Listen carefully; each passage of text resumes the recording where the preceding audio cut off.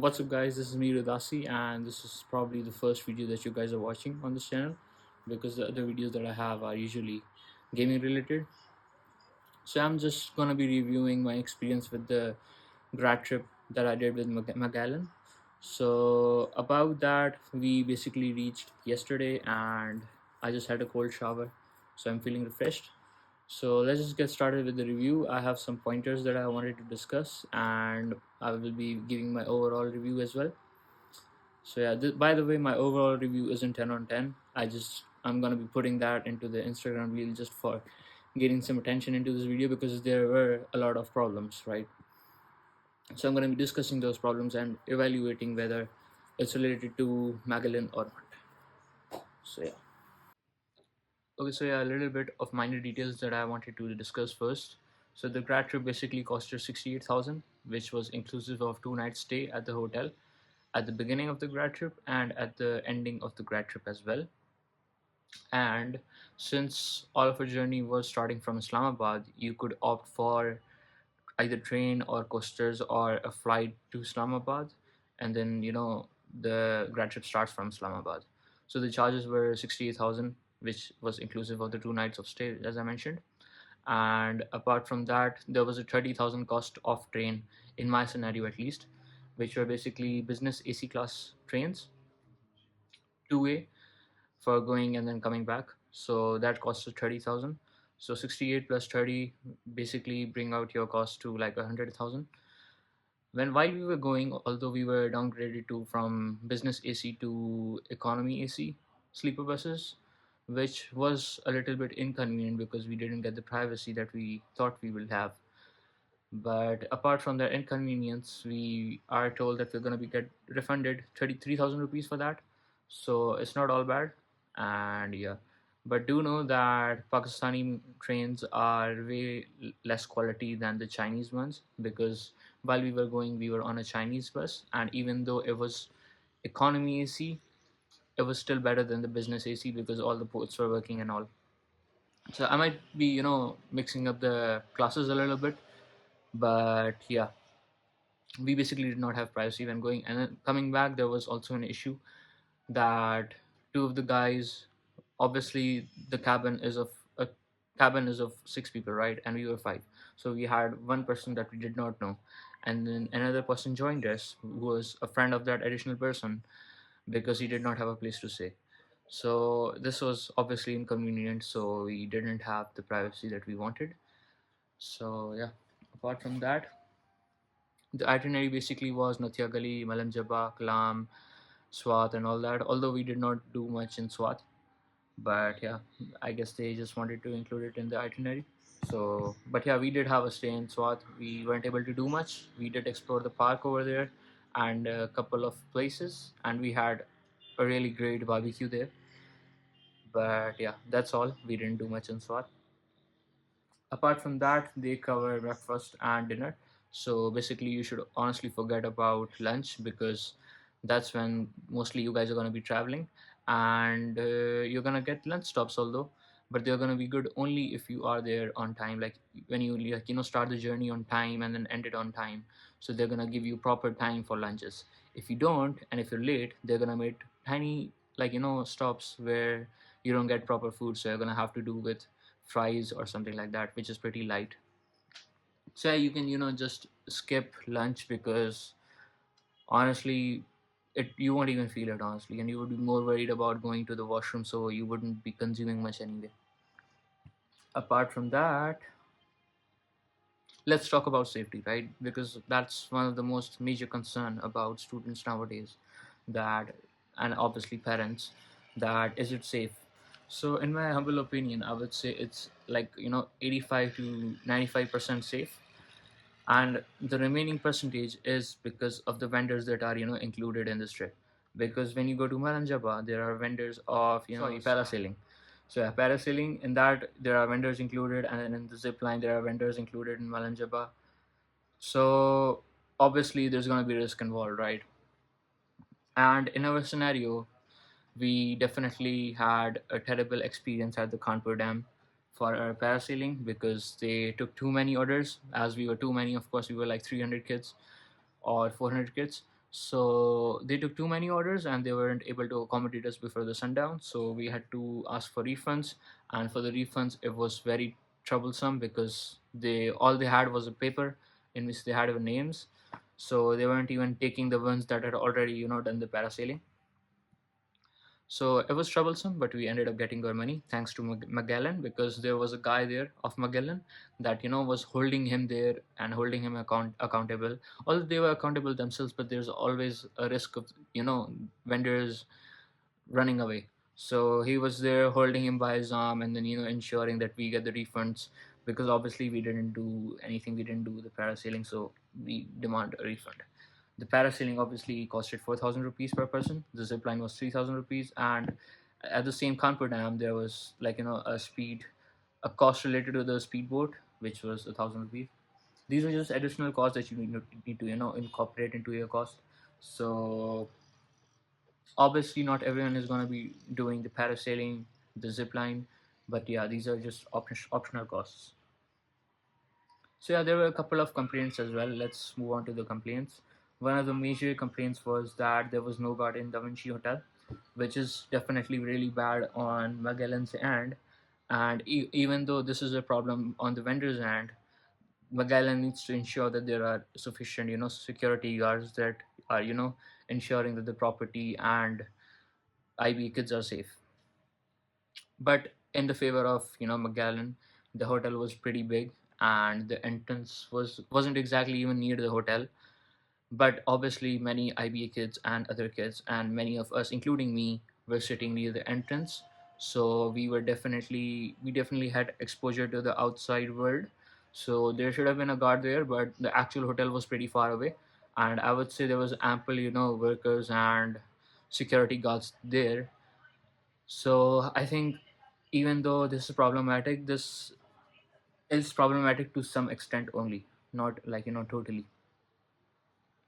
Apart from that, some students really got small hotel rooms. This is also problematic, but it is also problematic on the vendor's end. Like Magellan cannot ensure that every kid that they take gets proper good hotel room, right? Because in every hotel, in every building, there's gonna be a couple of rooms that are smaller than standard. In my humble opinion, I mean, in my own experience, I did not face any problems because the rooms that we got were getting significantly better as we went across our trip. Because first we landed in Kalam, the hotels weren't that great, we weren't getting hot water, but then they progressively got better and better.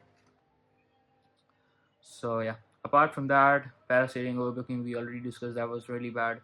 The major issue of Magellan was punctuality. They were telling that they're gonna be stopping the breakfast at 9 p.m., 9 a.m., and we're gonna be leaving by 10 a.m. or something.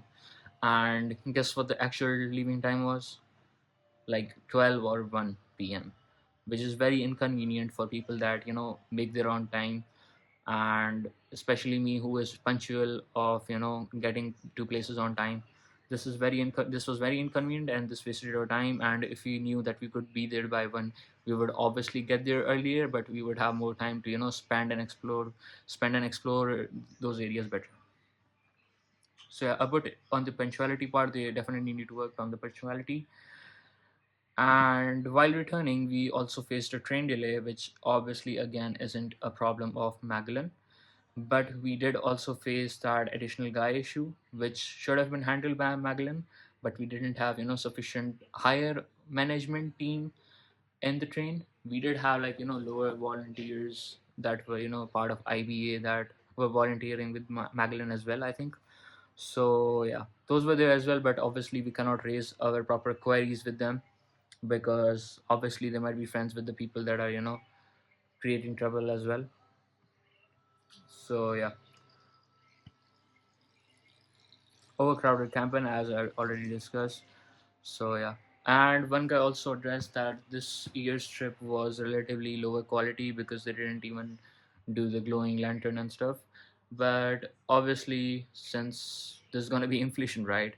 So they need to manage their costs and stuff. Obviously, they're making a ton of profit, which as an event company they should be. So yeah, but overall I would say it was pretty fun. And let me check if there are any other pointers. Yes, you do have more pointers. So let's move on to the pros and cons of this trip. So obviously they had great guides, like our drivers, guides. They were so amazing. They were so professional. I wouldn't say professional, but more experienced. And one of our guides that was, taking us on a ride to the Mahadan Lake, I believe. So he basically told us that we shouldn't go beyond Mahadan Lake because that's not allowed in the Magellan Strip.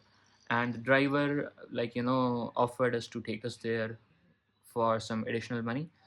So yeah, we obviously refused, but yeah, I mean the drivers were offering us to take us further, which was obviously risky, and we did not know what to expect there. And the road was pretty, slippery to the lake itself. So risking and going beyond that would be even more risky. So we obviously didn't take those chance.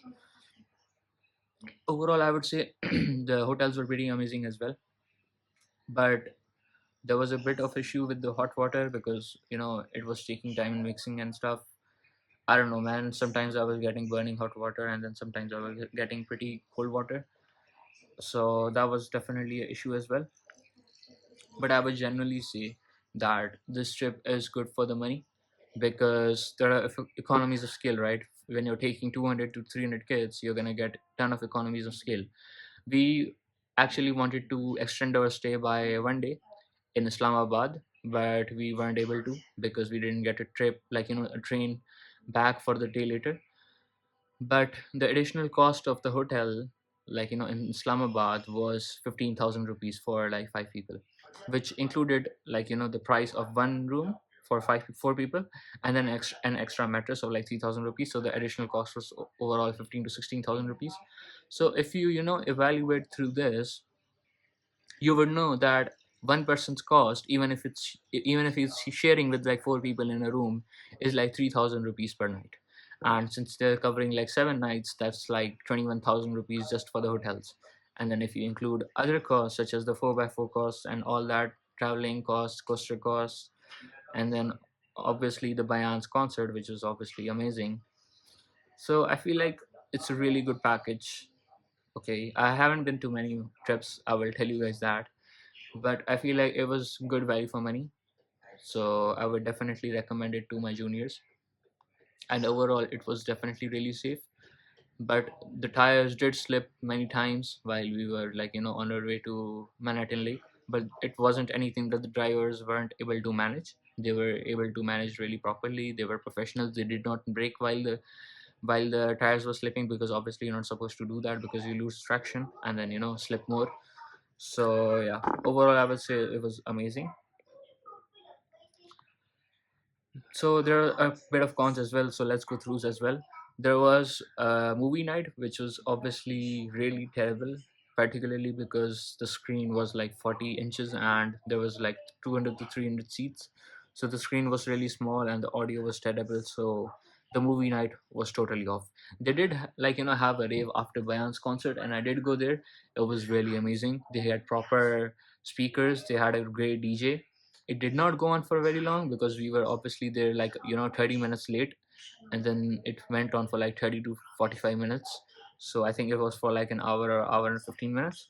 So I think they should totally scratch the movie night for future trips, and do a longer rave, which was also a suggestion of my fellow traveler, fellow classmate, batchmate.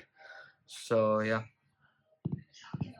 And secondly, I also feel that hotel to hotel movement was really rushed, or at least it was attempted to be rushed, because at one or two hotels we were staying for the night and then we were moving out in the morning, or we were trying to move out in the morning, right? As I discussed, that the leaving time was 9 a.m. and they were actually leaving at 1 a.m. So that was also really terrible.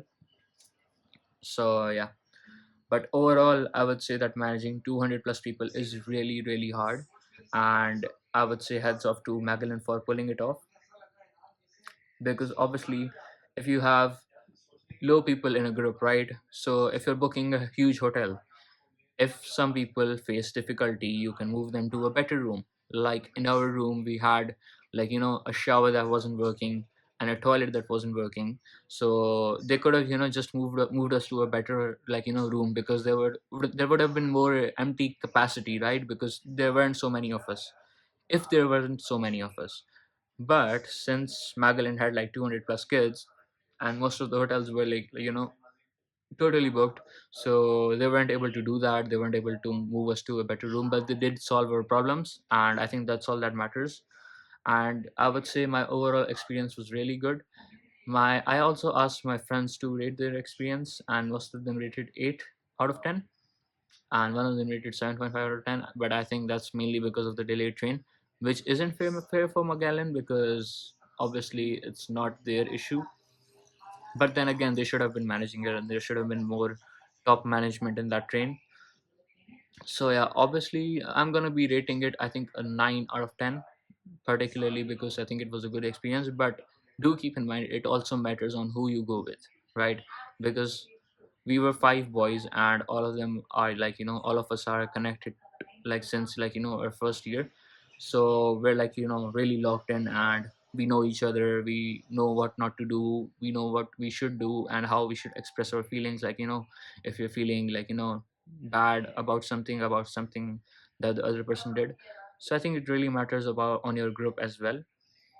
But yeah, I think that's about it. And even though the trip, even though the train was delayed, in my, experience, it wasn't an issue for me, because like when returning, I was able to sleep in the train, so that was really convenient. But in the economy bus, when we were going to the trip, I wasn't able to sleep because the beds were too small, and I was scared about my pouch, my fanny pack, because it essentially had 3 of my phones and a wallet, and I didn't want to get robbed. So yeah, other than that, I think let's wrap this up.